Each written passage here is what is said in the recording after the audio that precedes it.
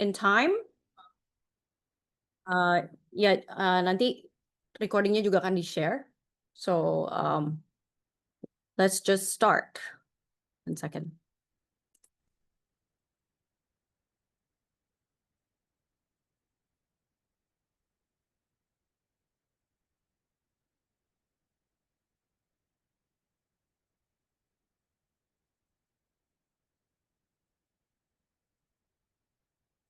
Oke, semuanya udah bisa lihat my screen?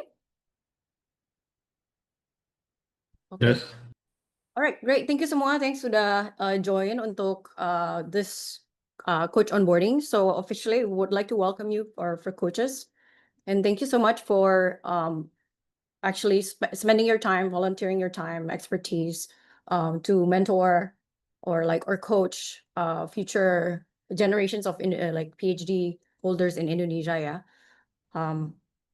Okay, so we're just gonna set up the ground rules for today's onboarding. Mungkin I would also speak agak sedikit campur-campur ya bahasa Inggris sama bahasa Indonesia.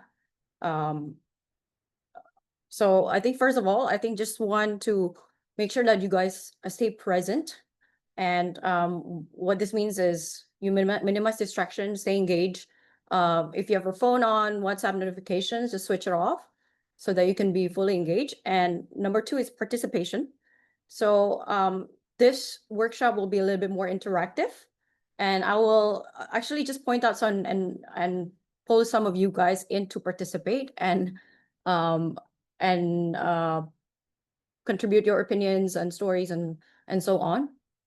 And towards the end, we're going to do a demo as well where I'm going to choose, I think, some of you guys to be a coach karena I want to foster an experiential learning daripada cuma sekadar untuk experiencing framework, tapi kita juga mau encourage everyone to be active observer and participants as well. So take notes as much as possible, invest in your own growth and learning. If you have any questions, please don't be afraid to ask. No question is too small or too silly. And most important, respect and confidentiality. So honor whatever emerges here, and what's shared here also stays here. And you interact respectfully. And as you will be more role model for future coaches. So, and no form of harassment or inappropriate behavior will be tolerated. Okay. All right. So, I think first of all, I just want to share the coaching framework that we will be using for our PhD coaches. So the first pillar will be, of course, supporting the mentee in their growth, in their learning, and their experiences. So and number 2 is actually reflecting yourself as the coach. So why is this important?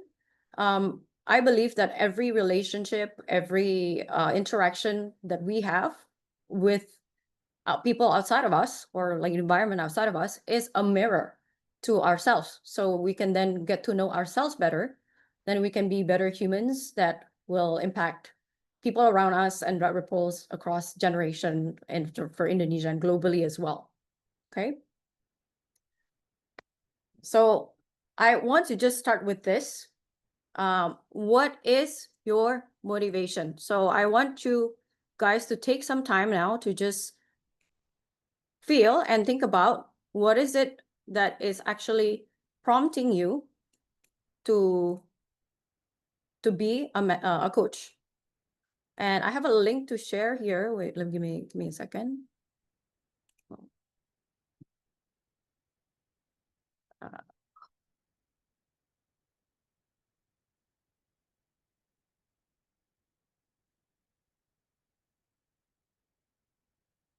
Yeah.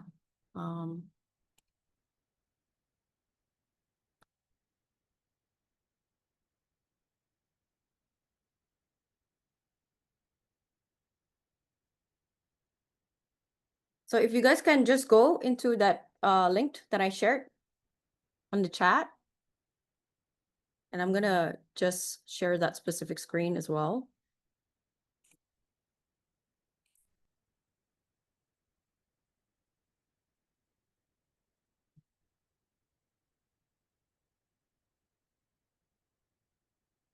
1 second.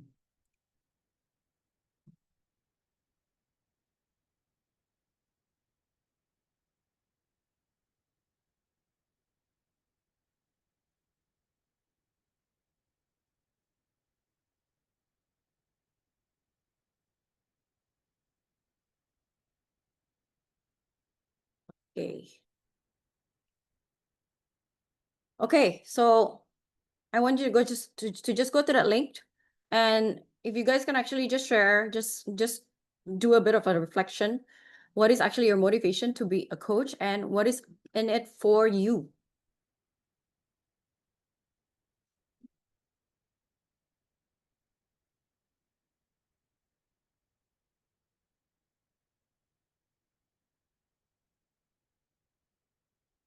Okay, I only see one response here, so if you guys haven't already, just please go to menti.co. Okay, sharing and transfer.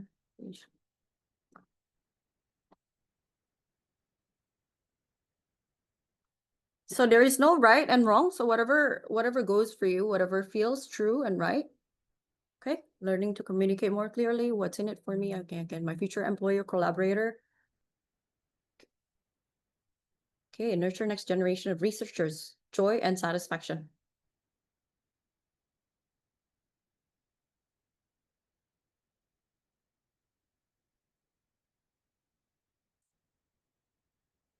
I enjoy seeing people maximize their academic potential, seeing people evolve, learn new things, eventually address their problems, and it brings me joy. Okay, anyone else? No need for motivation, saya ikhlas. Okay, ikhlasnya, kenapa ikhlas? Okay, I got lots of help during my preparation for PhD, so I have some other things to share for future PhD. Sharing experience motivate coaches to pursue PhD, especially encourage them to explore many possibilities in pursuing PhD, especially funding. Okay, to support others through a PhD application process, create the kind of support I wish I had. I learn from diverse perspective and strengthen my mentoring skills. Okay, good. Expand network and sharing and communication.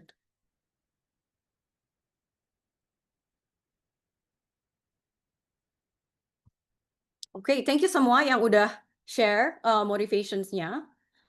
Like I said, actually, there's no right or wrong. And because we're all different people, we all have gone through very different experiences in our lives. So anything is valid.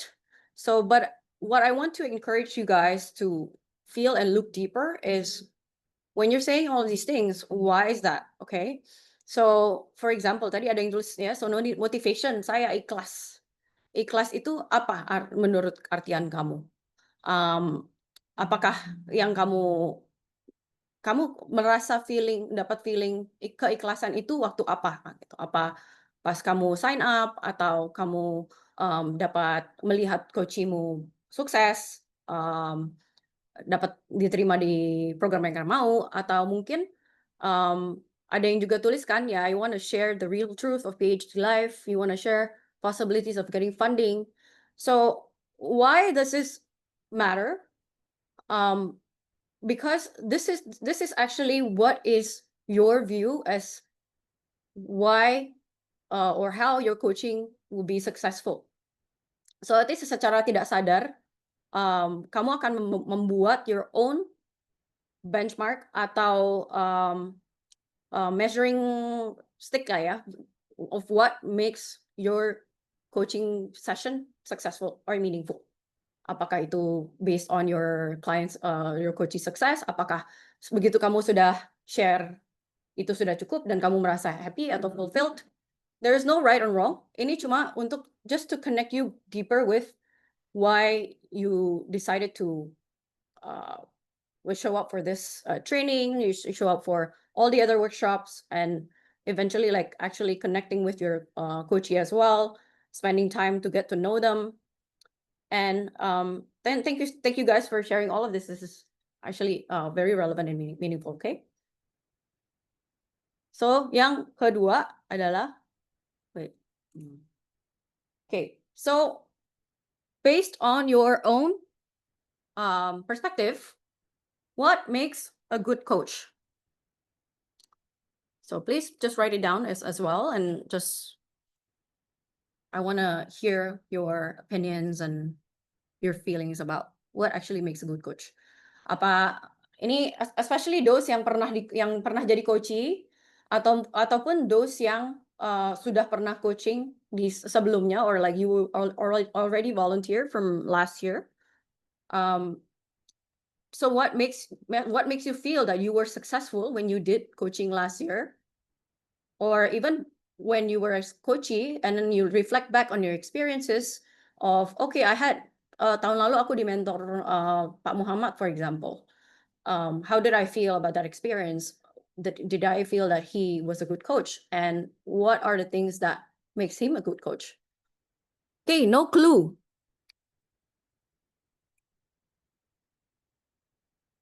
Personalized. Okay, good.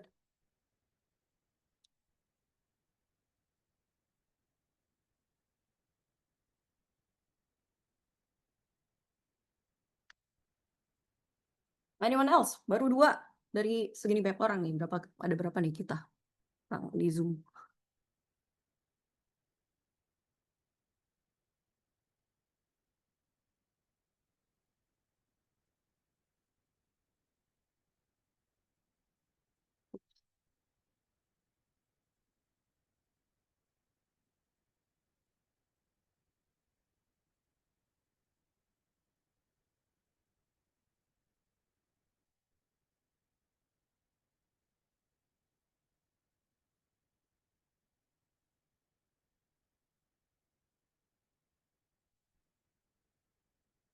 Tell the hard truth, but encourage coaches to go beyond what is their real motivation, empathetic, listen to the needs and goals of mentees, provide tailored advice based on experience, smart, skillful, yet humble. Helps to support their coaches in the specific areas where they need, give meaningful and relevant feedback.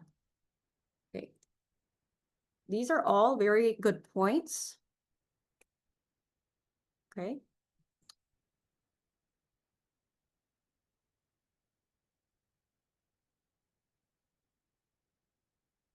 Okay, can give useful constructive feedback so that coachee will act on it. Okay. By the way, aku screen sharingnya hilang-hilang nggak sih? Tadi kayaknya sebentar ya. Okay.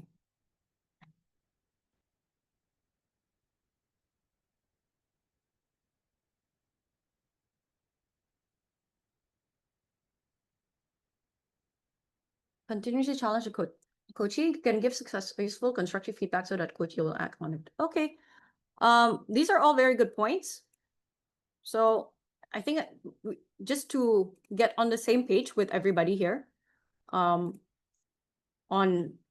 what is the goal of coaching and why we are doing this in the first place.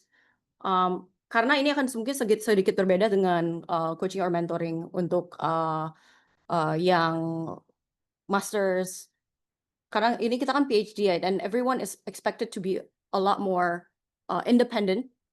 So the goal is our coaching is actually to bring out the brilliance of your coachees. Okay, so and what makes that yeah. Okay. So the qualities of a good coach, yang pertama adalah empathic listener. Tadi ada yang bilang juga udah empathetic. It pays full attention to your coachees.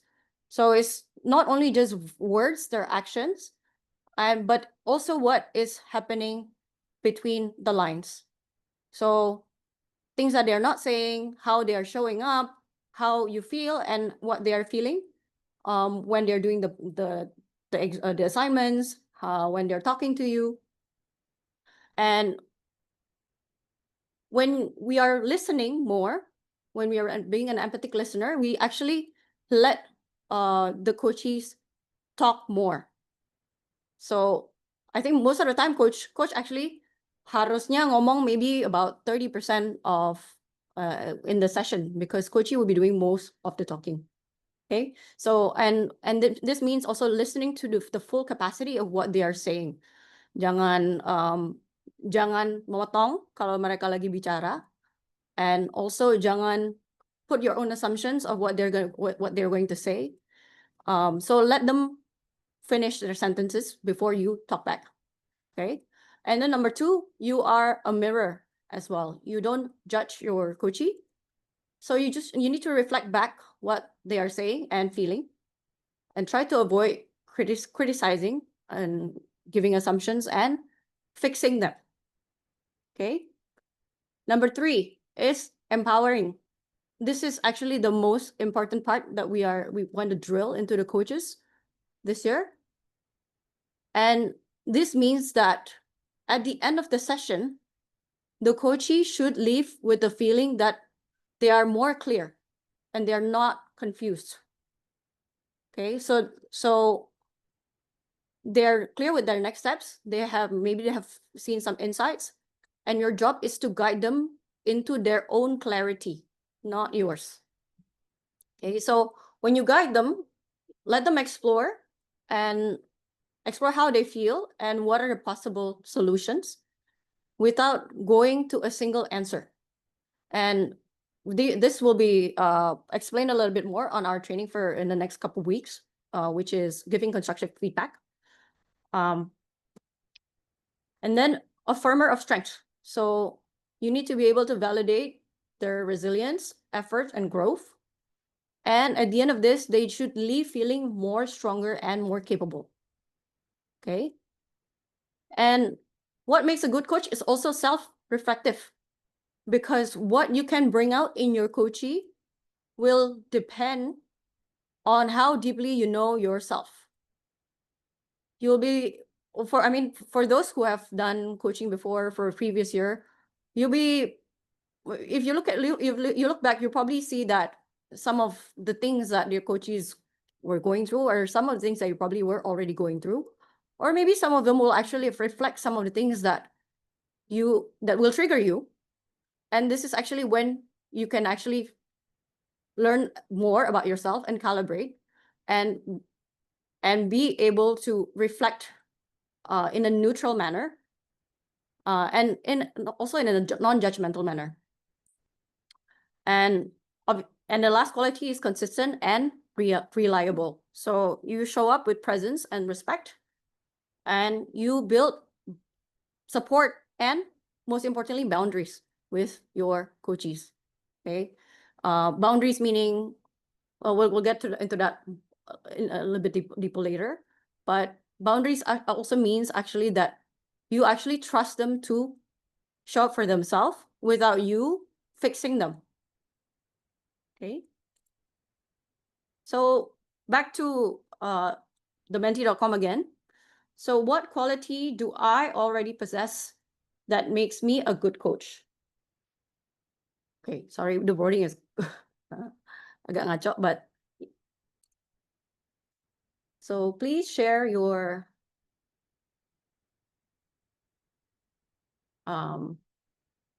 views. So just take some time to reflect back. What qualities do you already possess that makes you a good coach? And write down your answer.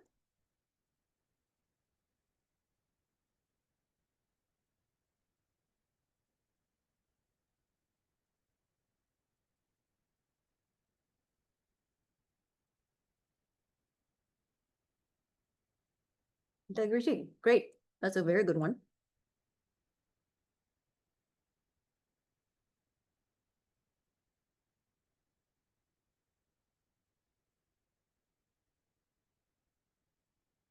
Empathy, okay.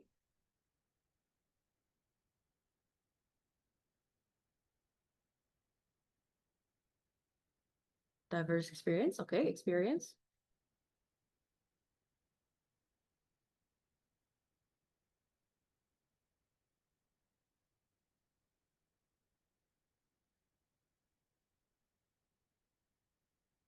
Okay, reliability, good listener, encouraging mindset, and growth orientation.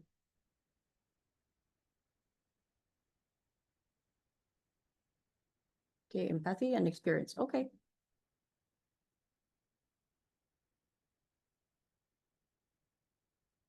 I am a critical thinker. Used to always drive my coachee to find answer by myself, motivate them by personal experience and others whoever in the same position as PhD seeker. Non-judgmental. Okay, good.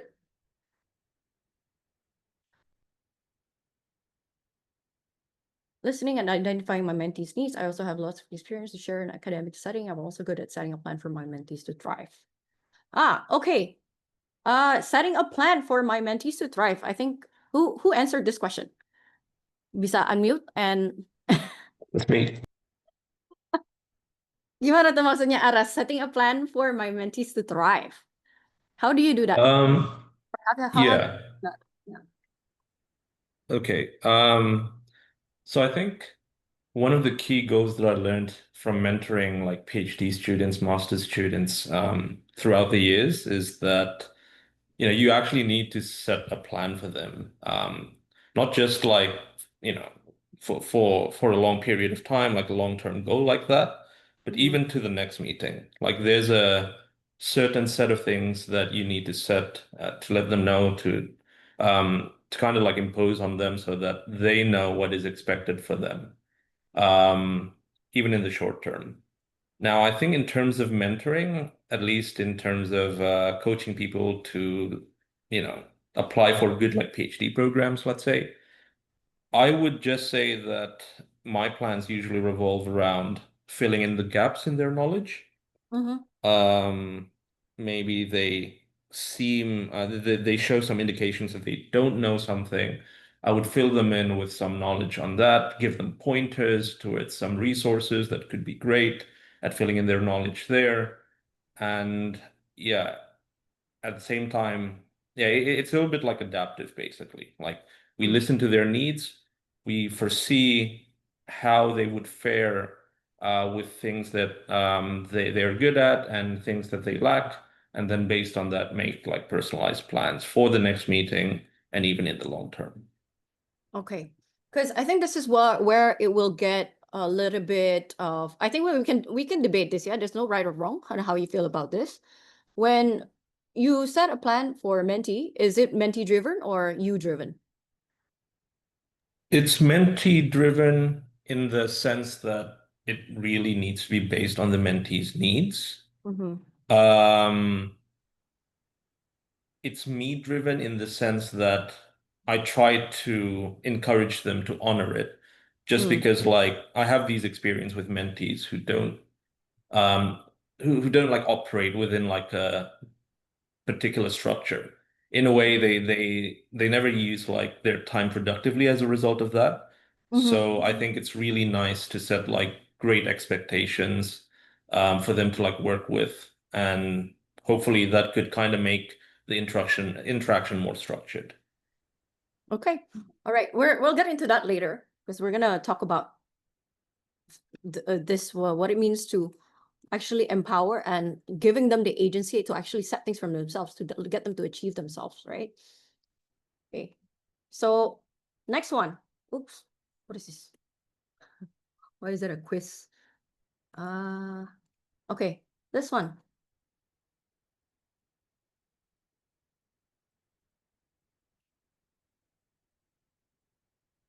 Wait, why is this a quiz? Sorry, guys. It's my first time using this platform. But yeah, the question is this: what quality am I still lacking to be a good coach?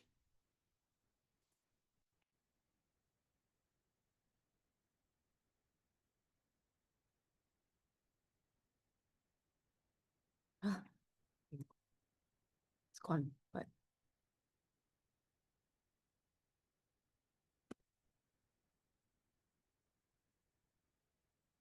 yeah, anyway, this is the question. What quality am I still lacking to be a good coach? Okay. Need to change it to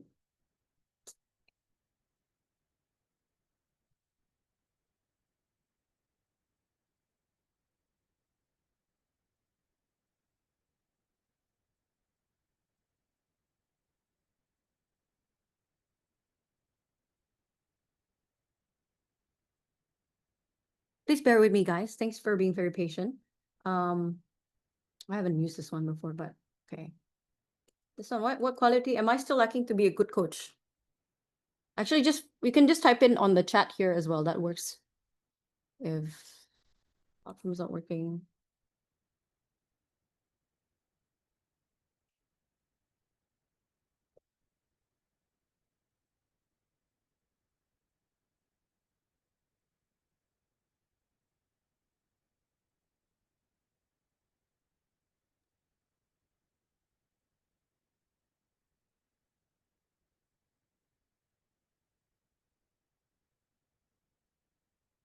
Okay. So we should just type our answers in the chat.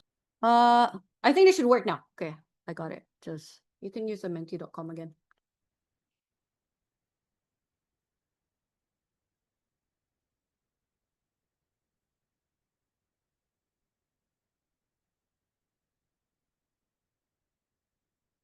Don't know, never coach. Okay. Who wrote this? Don't know, never coach. Experience of being one. Okay. Patience. Okay. Interesting.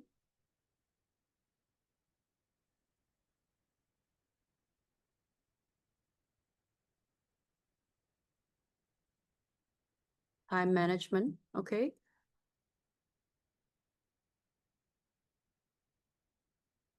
Yeah, I'm not very good at reading in between the words or inferring emotions, so I might miss a deeper issue than what the coachee tells me. Great, because we're gonna get into that later.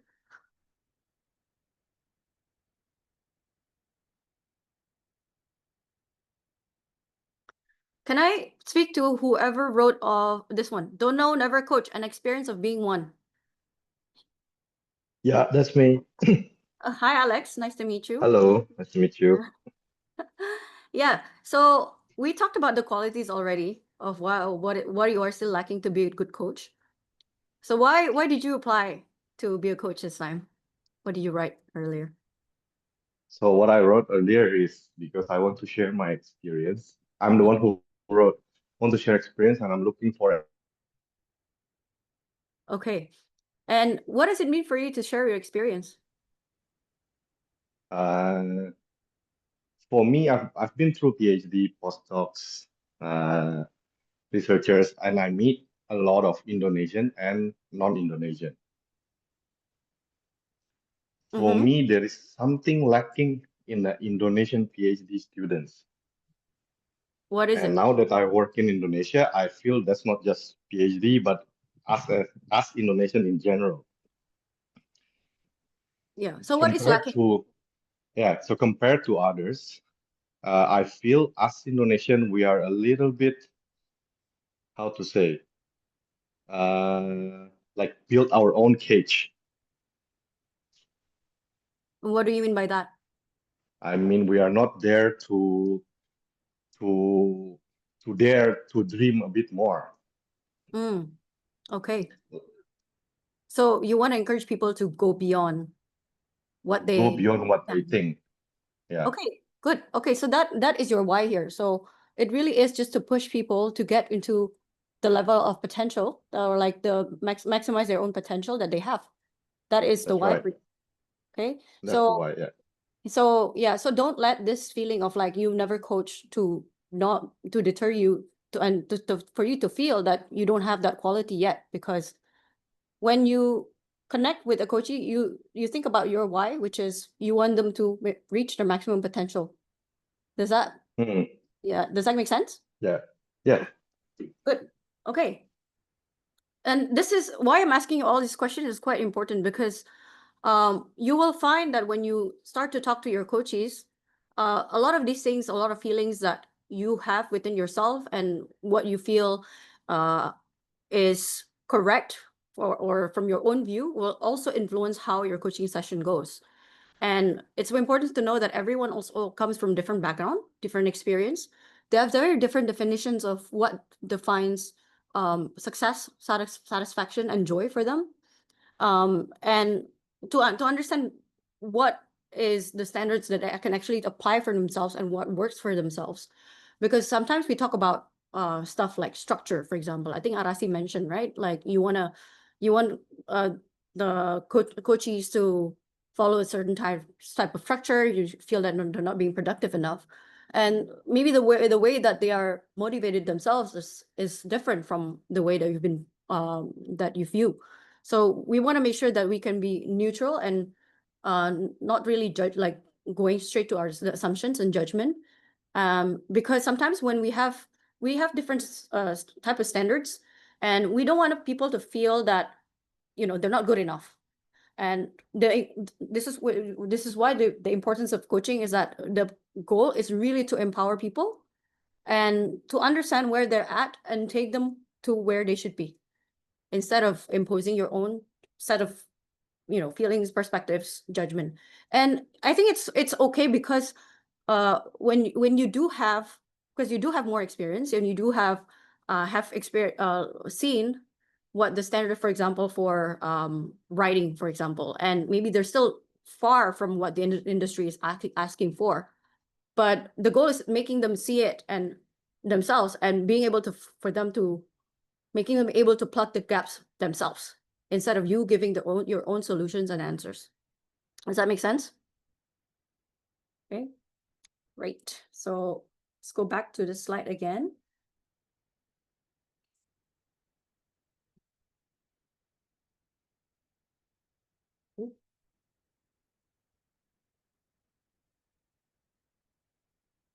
Okay. So the role of a coach is not to fix, but to guide. So your coachee should leave every session feeling, I understand myself and my situation better. What is the clarity? And what is their next steps that they know themselves? So the first thing that you should be doing with your coachee, if you haven't yet already, is to establish the ground rules. I think just like I did in the first session, this beginning of this session. And this is just to make sure that you communicate your own preferences and your own way of doing things, and you check with them as well of what their own preferences and way of thinking as well. And this prevents miscommunication later. And the first thing that you should communicate with them when you talk to them is that this whole experience will be led by them. So your job as a coach is to give them guidance, but they should have agency, or they should take responsibility and take charge instead of the coaches feeding them what to do. Okay, is that clear? Okay. So if you're gonna, but I hope by now that you have established your first contact with your coaches. Maybe some of you have decided to share your number with them, and set your own boundaries and goals when you reply to them. Like, are you going to reply within the next 24 hours or 48 hours? How flexible are you in terms of meeting with them, replying to them? If you're going to check in outside of your coaching hours, will that be allowed? And if they need to reschedule, like, how flexible are you with rescheduling? So for example, if you already agreed that you're only going to meet with them once a week, and they need to reschedule, what does that mean? Like, does that mean that your time slot is completely gone, or you're a little bit more flexible? So communicate this early on so they know, and so that, yeah, no one feels like blindsided if something doesn't happen like according to plan, which usually most of the time there will be some kind of mishap or things that just don't go according to plan. And confidentiality or respect, I think this is pretty self-explanatory. And yeah, roles and responsibilities, like I said, coachee is to be the one to bring the topics and owning their goals instead of the coach to feed them. Okay. So this is, I think, what you guys have already seen in the guidebook. So the meeting with the coaches is supposed to be in between the assignments. So I think the deadline for every assignment is towards the end of the week. Is that correct? And so the meetings should be sometime, anytime during that week. Okay.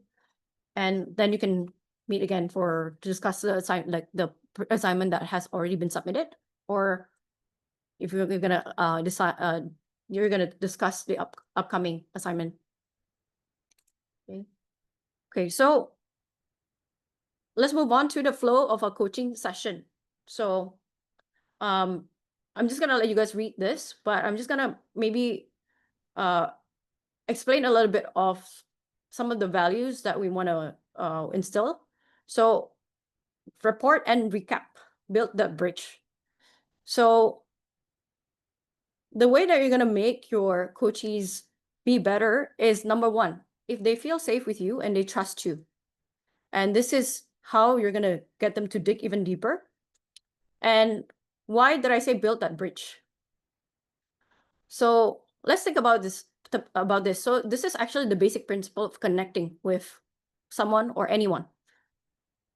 Building that bridge, meaning that it meets in the middle. So a bridge only meets when it's on the same level. Okay, so you can't be one is so much higher and one is on the much lower.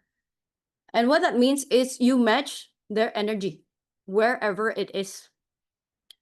So for example, if your coachee is very confident, okay, like say, okay, I'm Gabby, I'm going to apply to Stanford, Oxford, Harvard, all of these big name universities, okay? And my baseline is I'm so excited, I'm confident, I'm ready to be there. And I feel confident, I feel like I know what I need to put on. And your job is to validate that. Okay, great. Like I appreciate your confidence and your excitement for this. And then you go deeper, and this is you look at what is the problem statement. So let the coachee define their own problem statement. Okay, you seem confident that you want to apply in all these big name universities.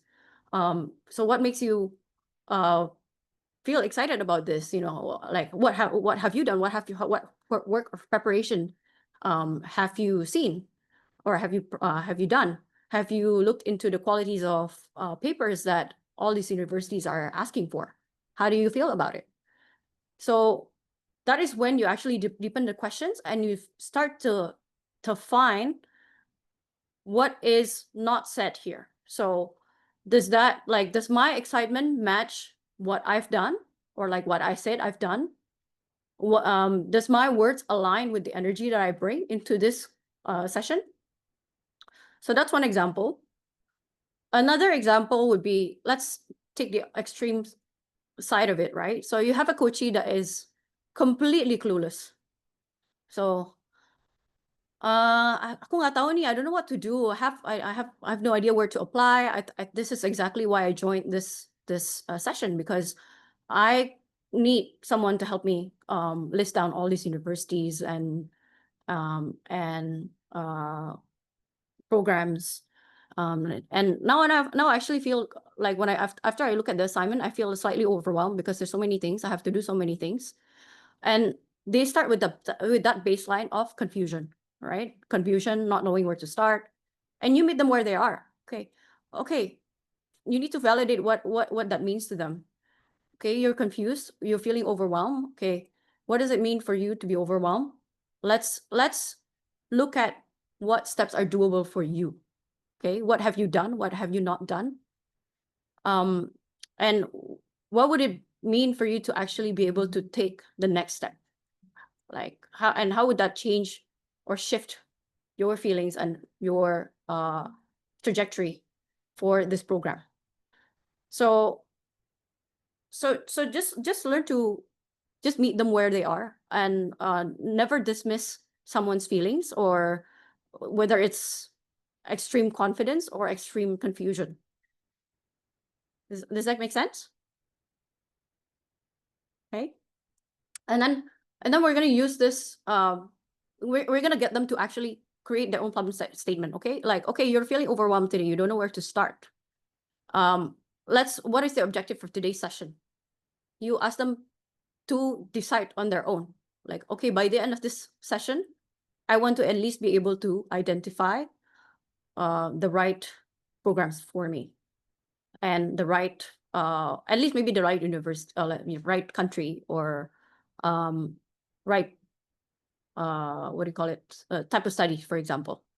And then you ask some questions. Okay, like from that own problem state, their own problem statement that they have declared, and you ask more and more questions for you to get into the end of the session, which is clarity of where they need to apply.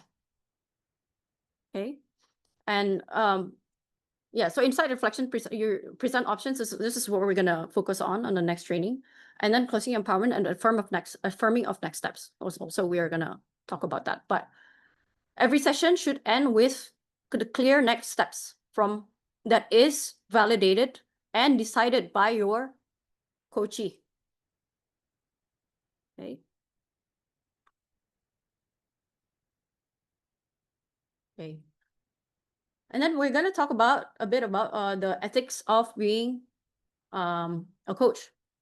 So I think this is pretty self-explanatory. I'm not gonna go too much detail into this.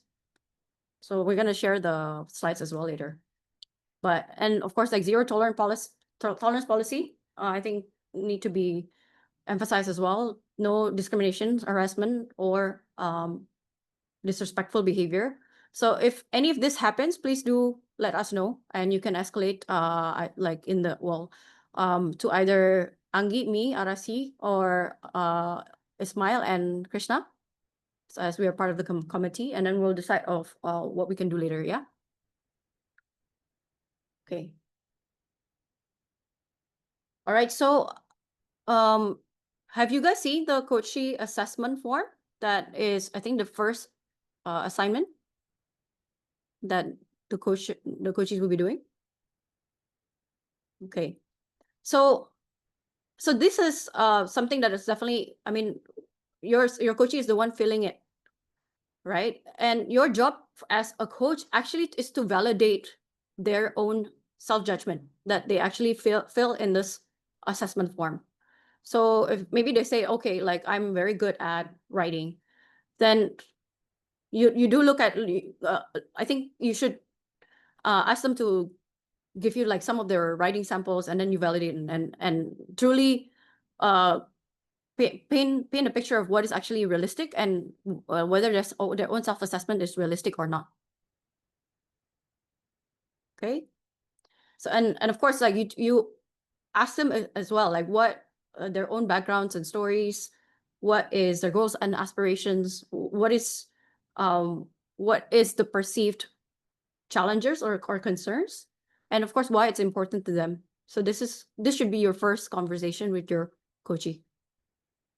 Okay, and you should just you can just go from that coachee's assessment form. Okay, and from this you do set the goals with them, and this is something that you should be doing together from based on whatever they have filled in. And since they have done the assessment form, you can also ask them like what key areas that they truly want to improve on from this coaching session. And then you can break it down with them to like, okay, what can you do to actually achieve those goals? What kind of commitment that you can put in to actually achieve the goals that they have set for themselves? So let them choose their own goals and achieve it. Okay. Okay. So I have actually added the self-reflection form for you, for coaches, actually this is for you to fill in for yourself after every session that you've done with your coachee, to reflect on how you've done and whether you have the qualities of coaches that you has already improved, whether you are able to actually reflect a little bit more and guiding instead of fixing, and all of that stuff and the most important goal is actually to make sure that coachee is feeling empowered. Okay, I'll share that later. Okay, so any questions before we move to active listening?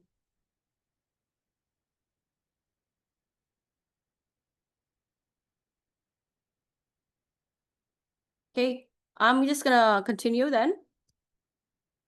Okay, so I think we already mentioned, yeah, so that every single session that you have with your coachee should be talking more. And your role as a coach is truly to just be there and listen with empathy, and you give them validation, and you guide them through their own answers. So number one is be present. Be fully attentive, notice their tone and emotions. Before you start every coaching session, just take a couple minutes to just, leave your phones aside and mute all your notifications, so you can then be fully present and you notice the cues that your coachee is displaying. And just take, like a couple breaths, really, just for you to get into that receptive state. you'll be very surprised by how just breathing a few more times actually puts you in a parasympathetic nervous system. So then you are able to take in more, you're able to absorb and be a little bit more engaged and observe more from your coachee. Okay. And also, it's also to actually realize what is coming up for you as a coach when a coachee is telling you the problem, and how it can help you reflect where you are as well as a coach. And paraphrasing, reflecting back what you heard in your own words. So whatever your coach is saying, just, okay, I hear that you mentioned this, that you are feeling a little bit overwhelmed because you've looked into a lot of the materials, a lot of assignments. Okay, let's dissect it. And this is how you're gonna start digging a little bit deeper. And you can use open-ended questions with what and how questions when you ask them. And we're just gonna demo this later, so you guys can have a feel of what it means to actually just guide them instead of fixing. Okay. And silence is very important. Just give them space. Don't cut when they're talking. Just let them finish their own sentences.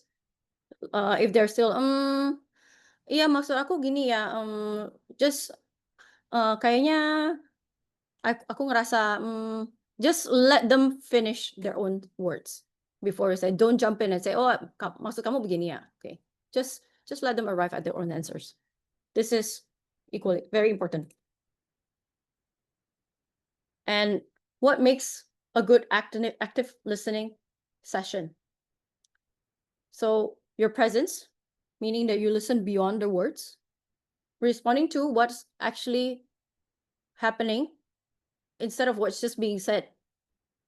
And this is very relevant, especially for Indonesian candidates. We'll get into that in later slides. And if just for you to actually feel into yourself and think about, okay, was I truly present, or mungkin mereka masih baru ngomong setengah jalan, kamu udah kayak pengen, you just want to jump in and say something. Okay. And what in me gets activated when I listen to others' struggles. And number 2 is empowerment. Coachee must leave feeling clearer, lighter, and self-directed. So you ask open-ended questions, you help them think, you don't get them to depend on you, and you reflect their strengths and agency. So kadang-kadang they will also arrive at their own answer without you ever saying anything. Okay. And boundaries, you don't control them and you don't merge with them. Okay. You stay in your role as a coach, and you know when to pause, refer, or take space. Okay. So this is how you see if someone is aligned, which is, you see the cues beyond what they are just saying. Sometimes, and sometimes it's really their choice of words.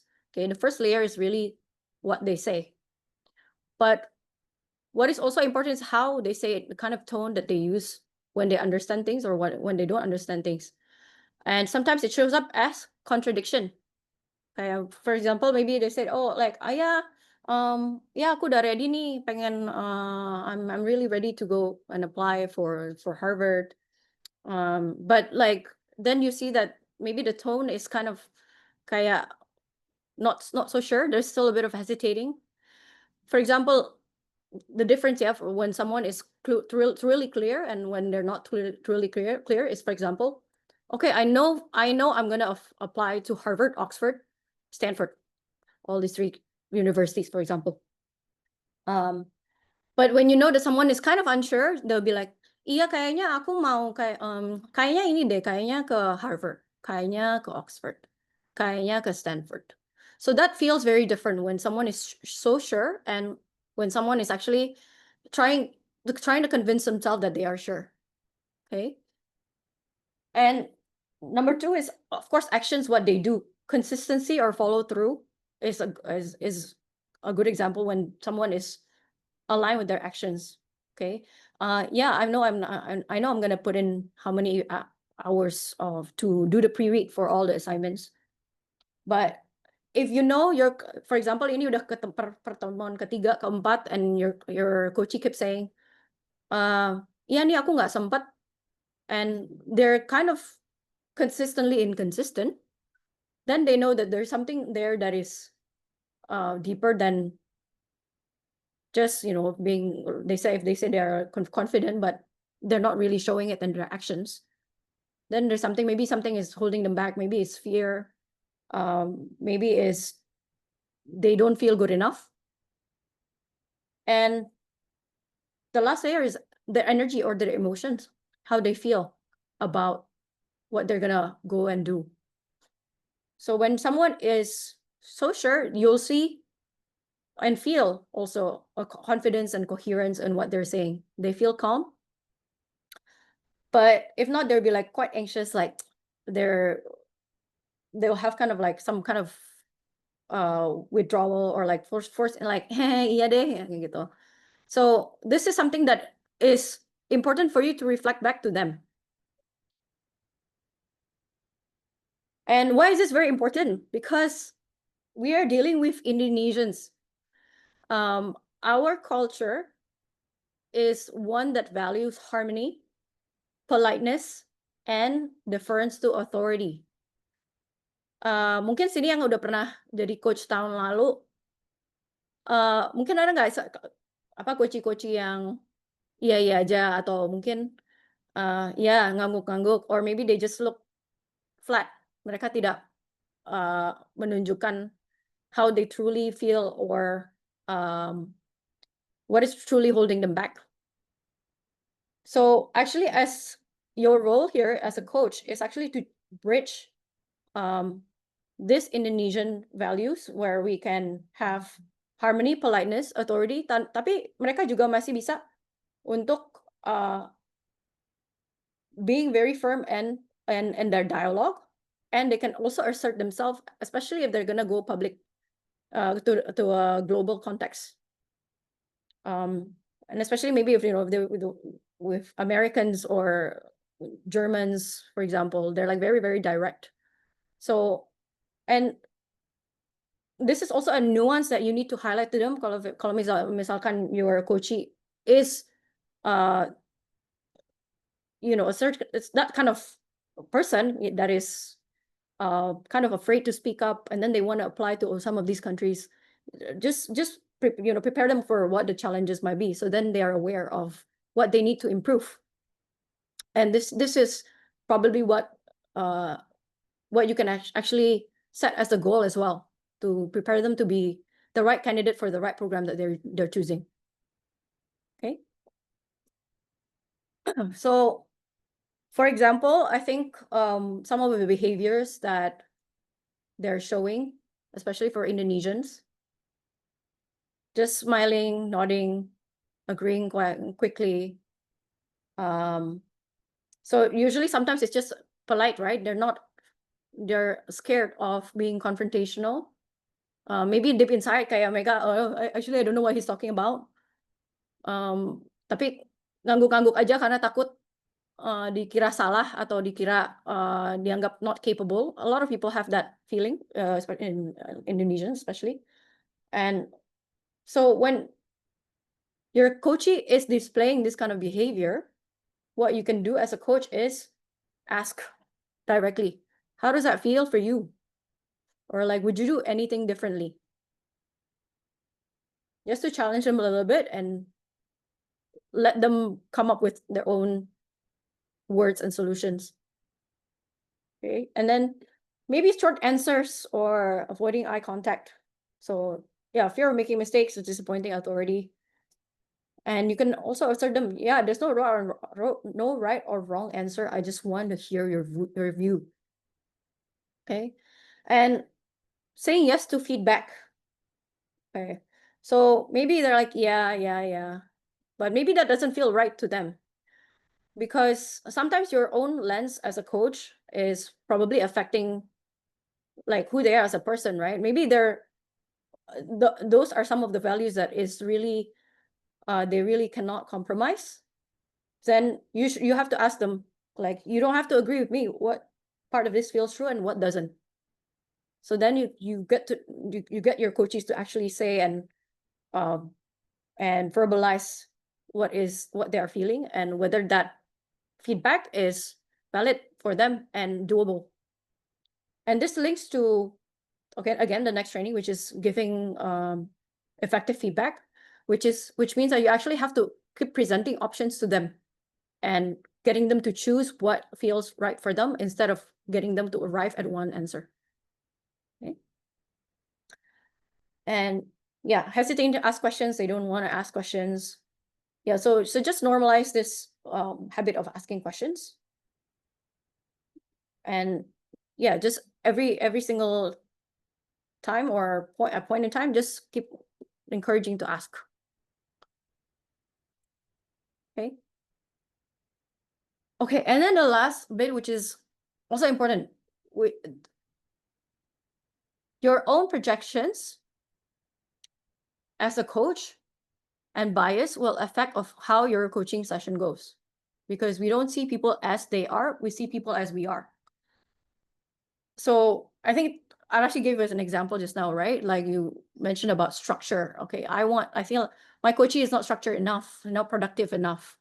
And that is probably for you, this is you value structure a lot. So it may look like they're not focused, but maybe they have very different way of doing things.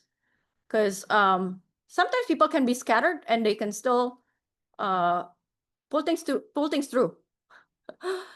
Because there are also those very last minute people that somehow just can pull everything together at last minute, and that is still valid too, right? Some people work better when they have a certain, okay, this is the ABCDE, I'm gonna follow this. But some people think differently. Some people wait for that specific time or moment when they complete things. But of course, having said this, make sure that they still follow up and they meet the deadline that is already set. So make sure that is clear. And so yeah, if you struggle with self-worth, confident coaching may feel arrogant. I think there was I think Baangi shared, yeah, there was like, oh, maybe like coaches that seems like maybe too confident, or like, okay, I'm gonna apply to all these Ivy League universities, right? And is this really confidence, or do they truly have the capacity to do it? Okay, because maybe sometimes okay, like you meet coaches that are too confident, and then you probably went through the exact same experience. And yeah, I actually went to apply to all these Ivy League universities either like too, and I didn't get it. And you don't want to project your own failure into the experience of your coachee. So just take that what they give you, and you can dissect it later with them and help them to see the guide and see like what are the gaps between what is their reality and the actual standard, and help them to fill that gap themselves. Okay, for example, yeah, let's take that as an example. Okay, I want to apply to all these Ivy League universities, and then what you can ask is, okay, like have you done your research into these universities? Have you looked at into those papers of people who are PhD holders in those Ivy League universities? What do you think about these papers? How is the quality of your own writing, and where do you think you fare compared to their writing? And what is the gap that you see? What is and then, for example, yeah, actually, if I say that and I said, yeah, actually, the quality of writing is maybe I would rate it 100, and I'm still at 50 right now. But what if I'm willing to actually put in 20 hours a week, or like 20 hours, 40 hours a week to actually improve my writing itself, for me to get to that level of that Ivy League writing. If I'm able to do that, and if I'm able to commit to myself, then you shouldn't devalidate that ambition. Yeah, but as a coach, what you can probably guide them is to say, okay, you're gonna put in 40 hours of writing to get into that level. Let's assess this, like let's do it week by week, and let's see how your quality of writing improves. And let's review this goal towards the end of the, like maybe by the end of the 4th week, and if there is any improvement at all. And let's say if I cannot, even after all that 40 hours a week of writing, I still can't improve my quality of writing, and then as a coach, then you should tell them, yeah, I feel like this is probably going to be a goal that is probably beyond reach. Or like you can give that judgment, and you, or sometimes they probably like after going through that whole experience, your coachee will probably already said, yeah, actually, I've put in this much effort. I don't think I can get there myself right at this point. So help them break it down to their own practical actions, and help them see where truly the gap is from what is the reality and where they are at right now. Okay. Okay, so how can you turn your own experiences or bias and projection into your own awareness?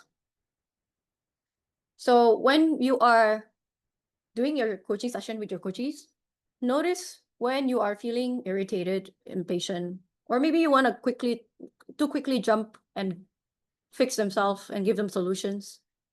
And do you feel drained, protective, and personally responsible for the progress? So these are the cues that something personal that has been activated. So this is probably a little bit difficult to comprehend as when you're just reading this text, but this will become very clear when you start doing your sessions with your coachee.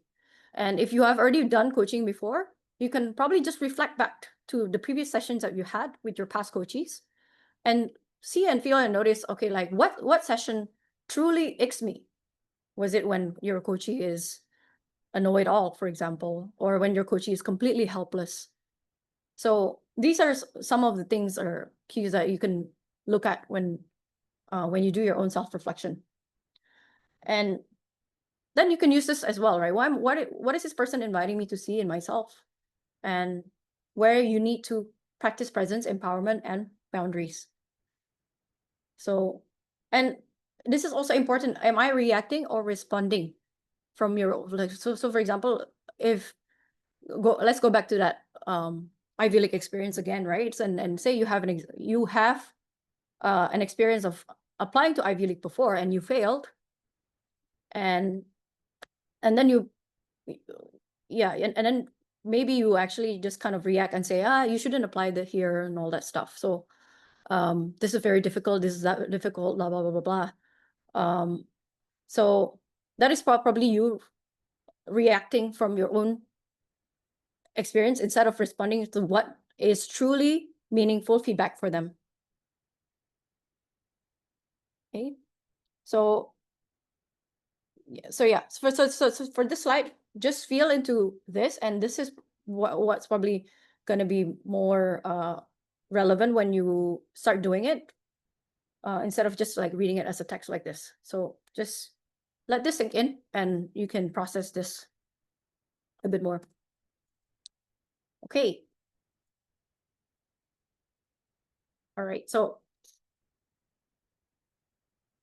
okay. So we're going to do a demo. I'm just going to pick some people here. And so there's 3 roles in this demo. We have, it's 6:20. We have 10 minutes left. So because we started 15 minutes late, we're going to end at 6:45. If it's okay for everyone. If you have to drop off first, then go ahead and do that. And then we're going to share the recording later. But if you can stay until like 6:45, please do that. So we have about 25 minutes to do a demo of active listening. So I'm going to pick one person to be a coach. And I'm going to be the coachee. And then the rest will just observe. Okay? And then we can debrief together later. Okay, so Who is a first-time coach here?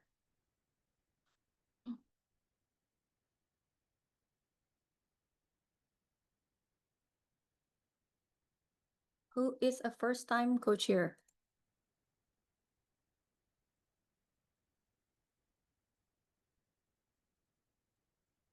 Anyone?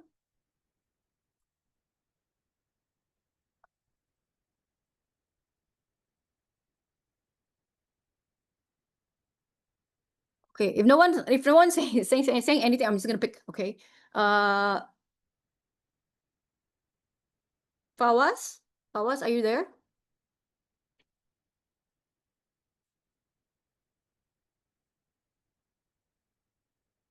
Hello. Okay.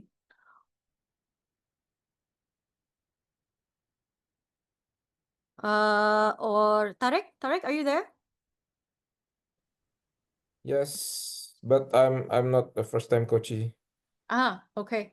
All right. Mm, Okay, or I'm not first time coach. okay, that's fine. Sorry. You can go to the next one. So Akyar, are you first time coach? No? Okay. Who else? Anyone a first time coach? Otherwise we can just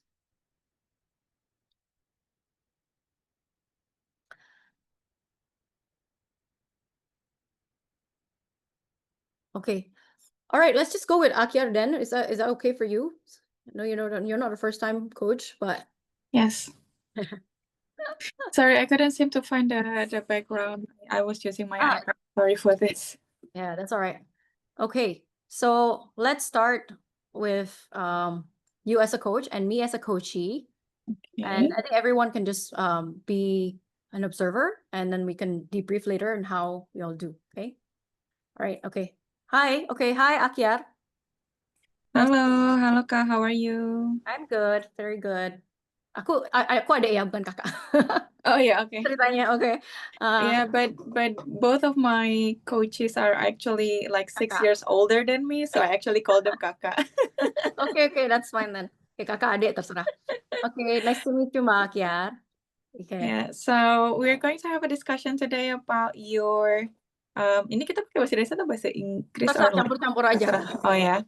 Jadi hari ini kita baru pertama kali ketemu ya. Gimana rasanya join PhD Bootcamp? Aku excited banget sih. Mhm. Karena aku udah lama banget pengen PhD. Oh, bagus dong.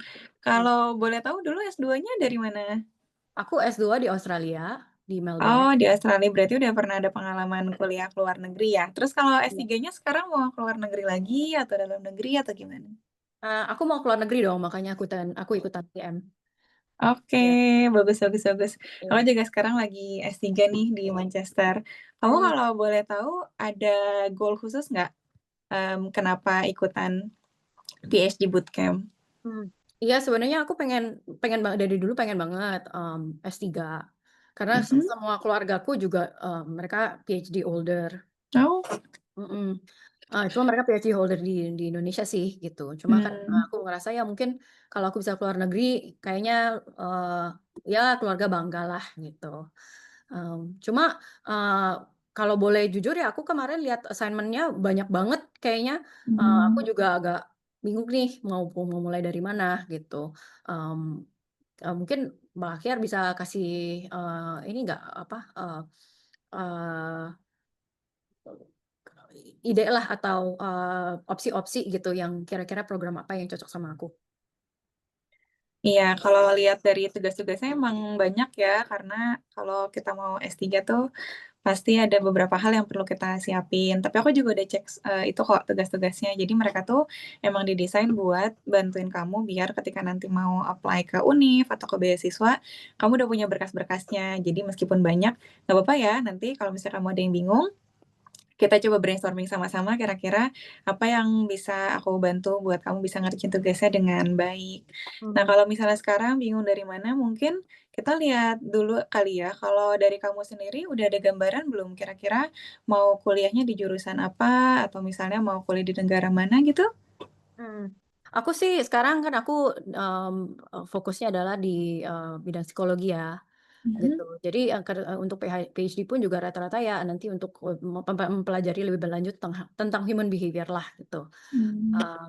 Kalau untuk aku belum tahu nih sama sekali ini masih benar buta banget mau kemana. Aku kalau bisa sih nggak mau ke Australia lagi ya gitu. Pengen cari di negara yang berbeda gitu. Ya, menurut aku sih bagus ya kalau misalnya mau coba di negara lain. Jadi nggak apa-apa banget kalau misalnya mau coba misalnya ke UK, kayak aku sekarang dari UK, atau misalnya mau coba ke US, atau misalnya ke negara-negara lain. Atau mungkin kalau nggak di Eropa, ada mau coba ke Jepang atau negara-negara lain tuh boleh banget ya.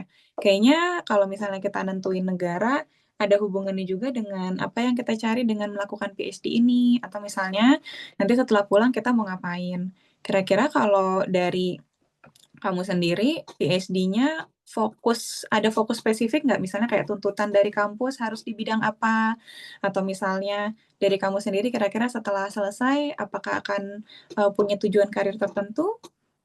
Enggak sih Mbak, sebenarnya aku juga masih nggak tahu nih mau ngapain gitu. Apakah nanti mau kerja balik ke Indonesia atau mungkin kerja di luar. Hmm. Bingung sih, masih nggak tahu juga. Iya, iya, iya. Karena emang kalau misalnya kita mau mengerjakan segala sesuatu, kalau misalnya kita nggak tahu tujuannya apa, pasti bakal bingung banget ya. Nah, di sini kan posisinya aku dokter gigi, jadi aku kurang paham kalau nanti di bidang psikologi itu kamu akan pakai S3 ini untuk seperti apa. Jadi kalau misalnya yang bisa aku sarankan, dan ini juga salah satu cara yang aku pakai waktu aku belum memutuskan buat S3 itu, ada nggak kira-kira orang di lingkungan pekerjaan kamu atau misalnya di field yang mau kamu tekuni setelah S3 nanti yang udah S3 dan kamu kira-kira bisa ngobrol nggak sama mereka? Belum tahu sih, belum ada juga. Nggak kepikiran sih kalau sekarang ya. Tuh, paling Hmm. ya keluargaku sih yang rata-rata PhD holder, tapi itu juga beda banget apa fieldnya. Iya, benar-benar benar. Kalau menurut aku sih, kalau misalnya kita mau mengerjakan segala sesuatu tuh, akan ada dua hal ya yang bisa bikin kita akan punya motivasi atau enggak untuk mengerjakannya. Pertama itu kalau kita punya goal, dan yang kedua kalau kita punya purpose. Menurut aku kamu udah bagus nih, kamu punya purpose, kamu mau S3 dengan alasan-alasan tadi udah kamu sebutkan. Tapi perjalanan ke depannya akan susah kalau kamu nggak punya goal. Nah, goal setting ini adalah satu hal yang menurut aku perlu kamu refleksikan sendiri. Jadi, ini adalah suatu hal yang ada di luar skop aku sebagai mentor untuk menentukan goal kamu apa. Yang bisa aku sarankan paling kamu coba ngobrol lagi dengan diri kamu sendiri. Kamu kira-kira pikirkan kamu mau bekerja seperti apa, mau melakukan apa. Ngobrol dengan orang-orang yang udah pernah ada di posisi tersebut, mungkin itu bisa kasih kamu gambaran ke depannya kamu mau seperti apa. Kira-kira kalau misalnya untuk melakukan itu, apa yang perlu kamu lakukan atau perlu kamu siapkan? Hmm, jujur sih Mbak masih bingung juga. Aku nggak tahu sih. Oh iya, nggak apa-apa. Kalau sekarang bingung, mungkin nanti akan ada waktunya kamu nggak bingung lagi ya. Jadi Aha, aku doakan semoga kamu segera menemukan jalan kamu dan menemukan tujuan kamu biar kamu nggak bingung. aha. Gimana caranya tuh Mbak? Nggak tahu juga. Aha. Iya, aku juga bingung sih gitu. Jadinya mau program yang mana, masih pusing lah gitu. Kalau dari Mbak sendiri gimana caranya untuk apakah Mbak dulu udah tahu pengen belajar apa atau gimana? Iya, aku ngobrol kayak tadi aku bilang, aku ngobrol sama senior-senior aku. Kebetulan aku sendiri dosen sih, jadi dari sebelum aku memutuskan untuk S3, aku udah tahu bahwa memang dosen itu butuh untuk S3. Mhm, Terus kalau untuk menentukan topiknya, aku lihat dan aku refleksi dari pengalaman aku waktu aku S2, mhm, pengalaman kerja aku, berinteraksi sama mahasiswa, penelitian-penelitian yang pernah aku lakukan. So, aku mhm, lihat kalau ternyata aku tuh ketertarikannya ada di student performance, termasuk dari membantu mereka dari sisi admisi, mhm, kemudian juga progression mereka di kampus, sampai memastikan mereka lulus jadi dokter gigi yang kompeten. Makanya mhm, sekarang aku S3 ngambilnya topik itu. mhm. Oke, terus sekarang Mbak, saran Mbak buat aku mesti ngapain nih supaya aku bisa tahu aku mesti kemana? selain Ya, kalau menurut aku sih coba ngobrol-ngobrol sama orang-orang yang menurut kamu ingin kamu ikuti karir path-nya, baik secara profesional gitu. Atau misalnya orang-orang yang udah kamu kenal dan mungkin kenal kamu, mungkin mereka bisa kasih gambaran apa yang mau dikerjakan. Soalnya kan kalau S3 itu berat ya, kalau nggak punya goal yang jelas, nanti malah jadi susah belajarnya. Oke, apalagi Mbak ada yang bisa di ini kalau Mbak dulu pilih di UK kenapa tuh? Milih UK karena pada saat itu kebetulan cuma ada 2 orang di dunia ini yang pernah penelitian dengan topik penelitian yang aku inginkan. Jadi kalau di kedokteran gigi itu kedua-duanya adalah expert di UK, satunya di Cardiff, satunya di Manchester. Yang Cardiff kebetulan udah pensiun ketika aku apply buat S3. Jadi akhirnya aku pilih yang di Manchester gitu. Oke, jadi memang dari basis topik penelitian aja ya. Kalau misalkan dari segi apa funding apa segala macam itu ada waktu itu termasuk dalam ini enggak konsiderasinya juga? Enggak sih pada saat itu karena memang aku tahu jurusan yang aku pilih ini sangat niche dan nggak ada negara yang buka peluang untuk scholarship baik dari doctoral training program atau research training program untuk spesifik bidang pendidikan kedokteran gigi. Adanya paling di pendidikan kedokteran umum dan itu pun mereka hanya bayarin untuk local student buat international students. Jadi pada saat itu karena aku tahu aku mau penelitiannya di bidang pendidikan kedokteran gigi, jadi aku pilih profesornya dulu. Alhamdulillahnya diterima, baru habis itu aku cari fundingnya, gitu. Oke, jadi nanti deh mungkin kita next meeting kita ngobrol lagi ya. Boleh banget. Aku doakan semoga dari sekarang sampai ke meeting berikutnya sudah ada hal-hal yang bisa bantu kamu untuk jadi nggak bingung ya. Ya, oke. Terima kasih ya Bang Akyar. Terima kasih. Oke, thank you Akyar buat demonya. Sekarang kita di brief bareng-bareng ya. Ayo, kalau dari Mbak Akyar sebagai coach, how did you feel about that session? Kalau menurut aku sih ini hal yang sangat umum terjadi ya Mbak, kayak banyak banget orang yang datang tuh mereka nggak tahu mau ngapain. Tapi paling yang aku tanyain ke mereka tuh cuma 2 sih, kayak goal-nya apa dari diskusi ini. Banyak yang datang tuh bilangnya goal-nya mau belajar ini, belajar itu, tapi ujung-ujungnya curhat. Jadi kayak ya udah aku dengerin aja. Apa yang mereka mau sampaikan, aku iyain, "Oh iya, benar." Karena menurut aku kan fokusnya ini ya, fokusnya di coaching ya. Kayak kalau ke dokter kan kita pengennya dokternya tuh patient centered gitu.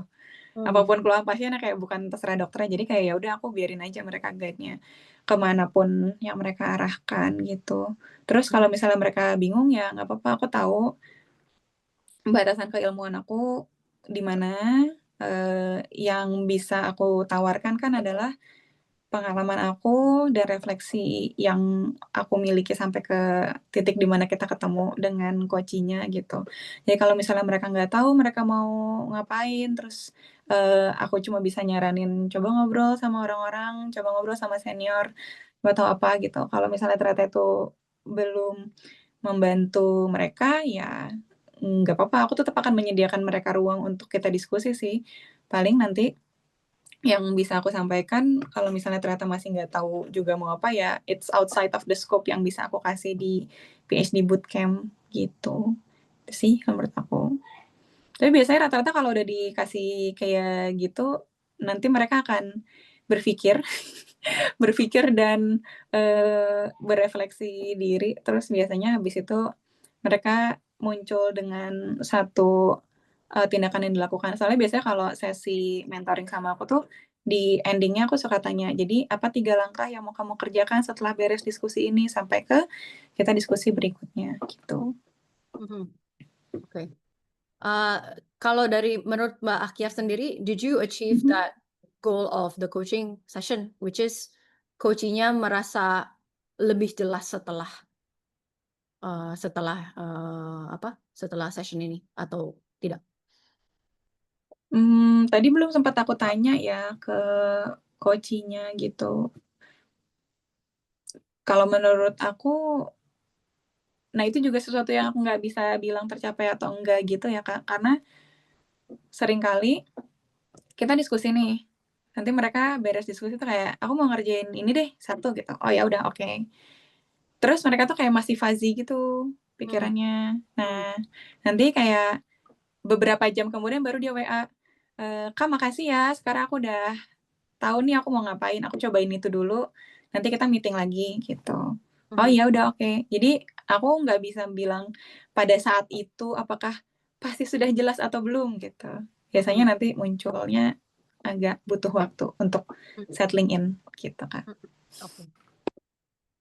Oke. Terus how did you feel about that session? Any feelings come up from for yourself atau netral-netral aja? Aku sih ngerasa kasihan karena kalau kebetulan aku tidak merasakan kebimbangan seperti itu ketika S3 karena aku udah tahu aku mau ngapain tuh ketika S2. Jadi aku galaunya tuh malah waktu S2 gitu Kak. Pas mau ke S3-nya sih ya udah lah ya, udah tinggal melanjutkan apa yang aku kerjakan. Jadi aku tahu banget perasaannya tuh sangat tidak nyaman, tidak tahu mau ngapa-ngapain tuh sangat tidak nyaman. Tahu bahwa kita punya keinginan besar mau sekolah tapi nggak tahu sekolahnya buat apa segala macam.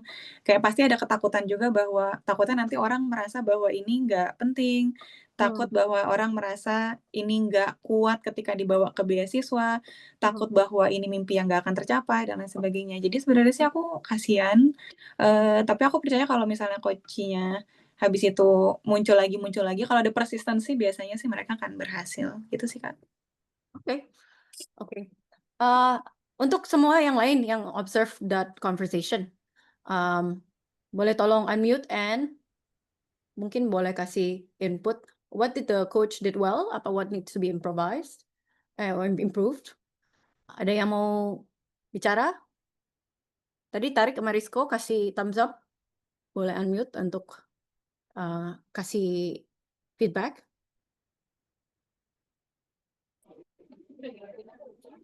Dikasih tips langkah yang mudah dulu kali. Kenapa tadi boleh tolong diulang nggak? Risco dulu aja, kayaknya Risco duluan tadi. Oke.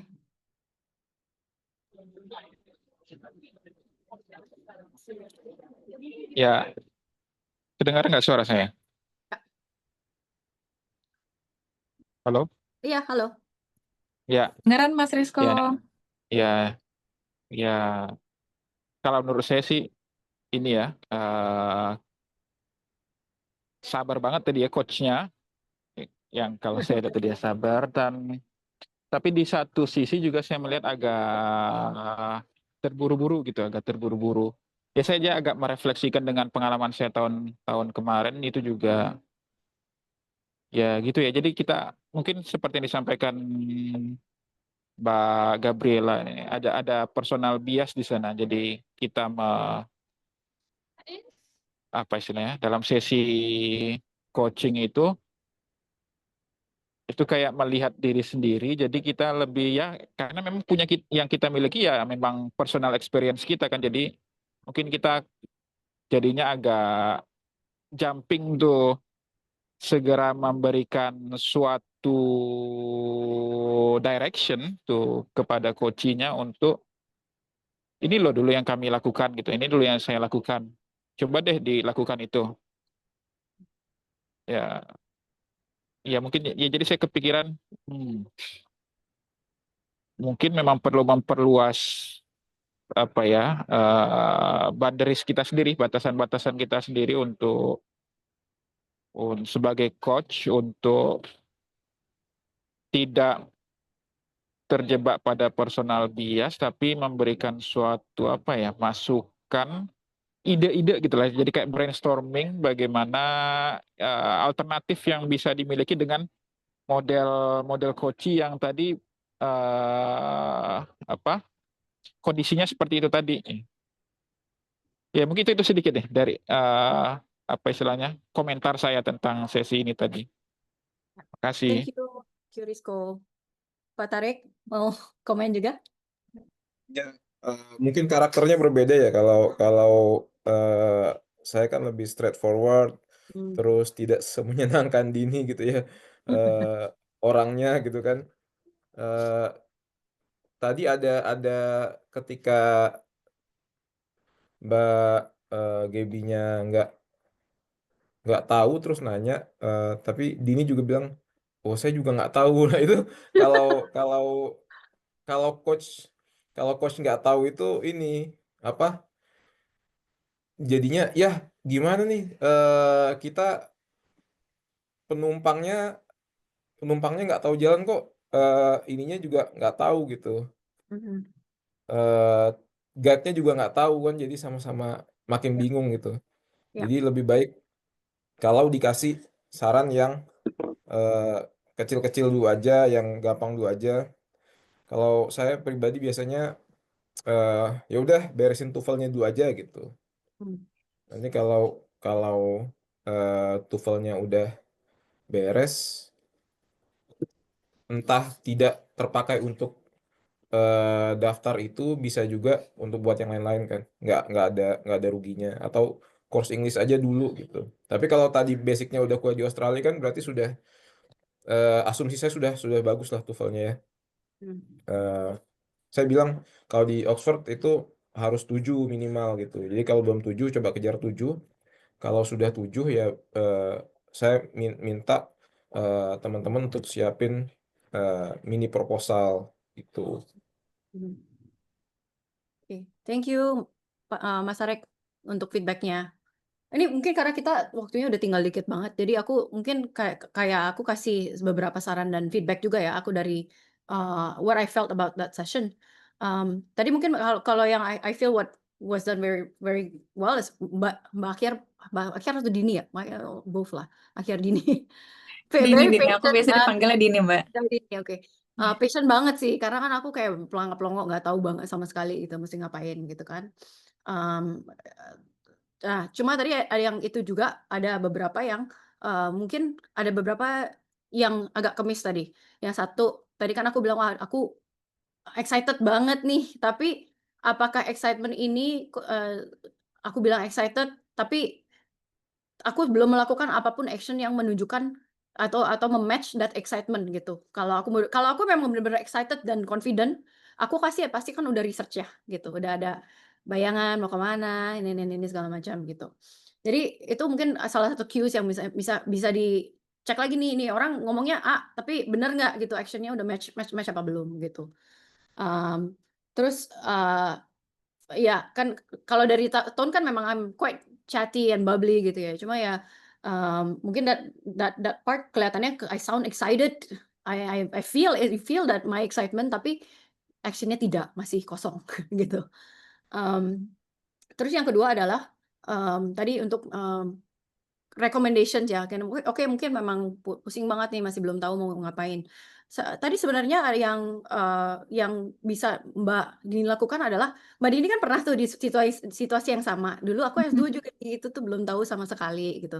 Dan memang tadi Mbak Dini tone-nya sangat-sangat encouraging ya gitu, kayak bisa kok nanti ini pasti ada ketemu goalnya, tapi kamu harus cari tahu dulu, kamu harus reflect gitu. Mbak Dini juga kasih saran, coba deh ngomong sama orang-orang yang kelihatannya kamu pengen yang hidupnya pengen kamu ya mengarah ke sana gitu kan ya. Cuma kan aku tadi juga bilang aku nggak ada nih gitu, nggak tahu mau ngomong sama siapa gitu. Jadi mungkin itu yang harus perspektifnya bisa dirubah lagi gitu. Mungkin kalau tanya oh oke, jadi selama ini kamu udah selama kamu S2 atau kamu profesional kamu sekarang ngapain? Kamu udah paling excited tuh ngerjain topik apa gitu. Itu bisa jadi channel-channel berikutnya gitu, kayak mulai mengarahkan gitu, oh ternyata kamu sukanya program ini, kayaknya kalau misalkan program ini A, B, C, kayaknya ini nih gitu. Nanti coba deh kamu rasa-rasa lagi gitu. Mungkin kita nggak harus di-set pada hari ini juga, tapi at least mungkin minggu depan kita udah lebih jelas nih kamu feeling-nya kemana, caranya kamu cara tadi ngomong ke orang tuh bagus ya, kayak eksternal kan. Jadi feeling-feeling yang kita bisa orang-orang yang kita bisa emulate gitu, kira-kira orang-orang yang seperti kamu yang kamu suka hidupnya mereka kerjain apa gitu, kamu yang inspiration kamu tuh siapa, dan yang lebih penting lagi adalah internal, apakah hal-hal yang sudah pernah saya lakukan yang saya excited ngerjain dan itu bisa jadi referensi untuk yang bisa kita pakai mengerucut gimana kita mau pergi kemana gitu. Yang kedua adalah problem statement juga kan. Tadi goal dari session kan harusnya coach yang ini ya, yang Yeah. bisa harusnya ada, oke jadi kita punya waktu 1 jam. 1 jam ke depan kita mau ngomongin apa. Jadi nanti pas pas di akhir sesi ini kita udah jelas nih action point-nya apa gitu. Poin itu tadi connection sama apa ya? Ya itu tadi bias yang dari Mbak Dini sendiri gitu. Untuk ya mungkin it work for you ya, dan itu bisa kamu that worked for me last time. Menurut kamu gimana gitu? Sebenarnya nggak apa-apa ngasih ya aku dulu ngomong sama orang ini ternyata aku find out begini. Kamu gimana menurut kamu? Kamu ada nggak orang-orang yang seperti itu? Kalau misalnya tidak ada nggak apa aktivitas-aktivitas lain yang bisa membantu kamu untuk kamu mengerucut pilihanmu mau belajar di mana atau program apa gitu. Kan dan aku juga ada keluhan, ya aku kan ada keluargaku semua PhD. Tapi ya mungkin apa ya gitu kayak kamu bisa tanya lebih jauh gitu. Oh kamu apakah goal aku PhD ke luar negeri ini semata-mata cuma buat pride doang, which is also fine gitu. Itu valid kalau mau. Tapi apakah itu mungkin itu kan orang-orang oh kan keluarga kamu PhD, sekarang mereka seperti apa? Bapak kamu mungkin sekarang dosen atau ibu kamu di mana di industri. Menurut kamu mereka gimana gitu? Itu hal-hal poin-poin yang kamu bisa ambil supaya aku bisa udah mulai reflecting nih. Jadi reflectingnya dari kita ngobrol udah mulai oh iya ya bener juga nih gitu. Ada ternyata aku inspired sama ibuku sekarang dia jadi dosen gitu. Gitu. Ya kira-kira make sense gak? Ya, Kak, aku ada pertanyaan sih. Thank you banget buat inputnya yang tadi. Kan kalau biasanya tuh aku PhD bootcamp rata-rata sama orang yang background itu mirip-mirip gitu ya, Kak. Kayak aku dokter gigi, aku belajar pendidikan juga, jadi nggak terlalu jauh tuh dari situ penelitiannya. Nah, sekarang tuh aku dapat mentinya psikolog. Oke, pas ya. Pas banget. Aku merasa kayak biasanya kita ganti tempat, biasanya aku kliennya ke psikolog gitu. Oke. Which is really funny. Tapi poinnya adalah aku merasa aku nggak punya expertise untuk menyarankan apa yang mau dikerjakan sama beliau, coach aku, dari segi profesional gitu loh. Meskipun kita latar belakangnya sama-sama dosen, cuma kan aku dosen free spirited ya, kayak apapun yang aku inginkan aku kerjakan gitu. Rata-rata kalau mentinya dosen tuh mereka suka bilang gini, aku tuh sebenarnya ingin A, tapi atasan aku bilang kita belum punya ahli bidang ini, jadi aku harus penelitian ini, sekolahnya harus ini gitu. Jadi conflicting terus, Mbak. Jadi kayak setiap kali dia mau berprogres, excitementnya tuh turun karena dia ngerasa kayak this is not me, but I have to do this gitu. Dan itu kadang barrier yang terbesarnya tuh adanya di situ. Nah, kira-kira kalau dari Mbak Gabriela ada tipsnya nggak? Bagaimanakah caranya? Karena lama-lama munculnya malah resentment gitu, bukan kayak excitement buat S3. Iya. Sebenarnya kamu tinggal reflecting dan validating kembali lagi gitu. Kamu rasanya gimana? Kan dia udah tahu nih rasanya tertekan kayak nggak terus gitu. Kamu bisa tanya, just keep asking questions like, oke kalau misalkan kamu di posisi ini terus nih dan kamu ikutin lah gitu mereka, kamu akhirnya ini bayangin aja setahun ke depan, 2 tahun ke depan, 3 tahun ke depan, apakah ini masih akan jadi sesuatu yang masih ada internal konflik gitu. Jadi kadang-kadang itu it's that felt feeling ya gitu, bukan dari logis aja gitu. Kadang-kadang mungkin dari logis yes bagus, tapi dari feelingnya memberatkan individualnya tersebut. Jadi ya sebenarnya you're trying to get the coachee to say kayaknya nih enggak, without you telling her that kayaknya ini sebenarnya tidak. Tapi kamu bisa kasih observasi. Aku ngelihat kamu yang selama ini kita pertemuan kamu kelihatannya aku ngelihat kamu makin nggak excited gitu. Jadi itu yang kamu bisa non-verbal cues, yang observasi kamu yang kamu bisa kasih ke dia. Kayaknya I'm feeling that kamu kayaknya hesitate ya gitu. Kalau aku feelingnya gini, menurut kamu gimana? Bener nggak my feeling of this gitu. Dan saya bilang iya nih aku juga nggak berat banget sebenarnya gitu. Dan kamu tanya lagi, jadi menurut kamu setelah reflection semua ini mau kamu apa next actionnya plannya apa. Terus mungkin aku bilang, aku masih harus proses, aku pikir-pikir dulu ya. Mungkin nanti minggu depan kita ngomongin lagi gitu. Gitu. Atau kadang-kadang aku juga mau tadi touch on that point yang di mana kita berinteraksi dan bilang, ah aku nggak tahu, kamu juga nggak tahu gitu kan. Itu sebenarnya kadang-kadang it's okay, it's allowed. Cuma mungkin packagingnya adalah segini, untuk sekarang ini aku nothing comes to mind. Aku belum ada ide, cuma nanti aku pikirkan lagi. Kalau ada sesuatu yang muncul, nanti aku akan kabarin kamu lagi gitu. Jadi penyampaian. Kadang-kadang memang nggak semuanya insight dan itu reflections come at that point in time. It takes time sebagai seorang coach untuk bisa menggali lebih dalam lagi gitu. Cuma itu kan ya practicing aja ya gitu. Nanti lama-lama semakin semakin dia comfortable itu akan semakin lebih cepat keluarnya gitu.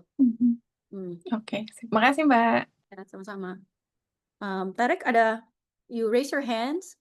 Iya. Ya.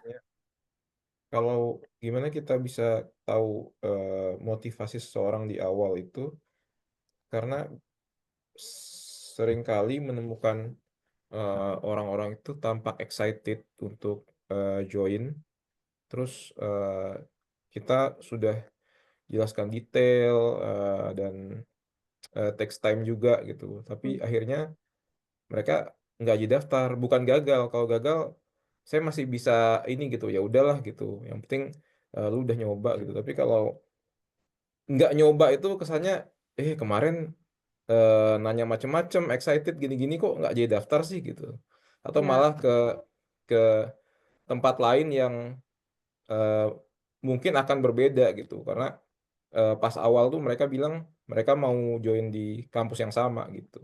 Itu gimana Mbak mendeteksi itu dari awal gitu? Iya. Ya seperti yang tadi ya, kita align dengan actionnya aja. Jadi makanya aku bilang coaching session itu kebanyakan harusnya coach yang ngomong. Jadi dari coach kamu nanya-nanya aja gitu.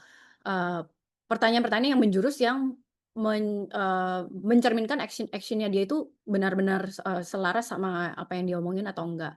Contoh gini, ya nih excited nih pengen banget apply ke sini gitu. Jadi seorang coach, oke kamu udah tahu belum requirement-nya apa aja?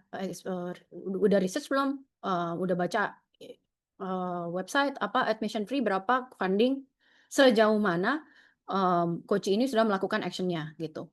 Dan jadi jangan sebagai coach kayak, oh kamu harus begini begini begini. Jadi lebih ke, oke kamu baca ini dulu. Requirement seperti ini, kamu butuh apa dari saya? Gitu. Jadi jangan kamunya yang terlalu panjang menjelaskan gitu. Jadi itu nanti dia akan secara tidak sadar juga dia akan, oh oke aku harus kerjain sendiri nih gini gini gini. Kalau misalkan emang wah ternyata baik banget gitu, then you just need to check in every now and then. Oke, sekarang progres kamu udah sampai mana? Mungkin minggu lalu belum ada sama sekali research. Minggu pertama kita ketemu, aku udah research sebanyak apa nih gitu. Mungkin kalau mungkin progresnya cuma aku baru lihat ini doang admission fee, contoh ya. Atau mungkin aku ternyata wah aku udah panjang banget. Itu kan sebenarnya udah lebih kelihatan interest-nya gitu. Dan sebagai coach tugasnya adalah kamu butuh apa dari saya? Bukannya kamu harus ABC gitu. Gitu. Sip, jelas Mbak, makasih. Ya. Any questions? Kita mungkin sudah sedikit over time. Any other questions?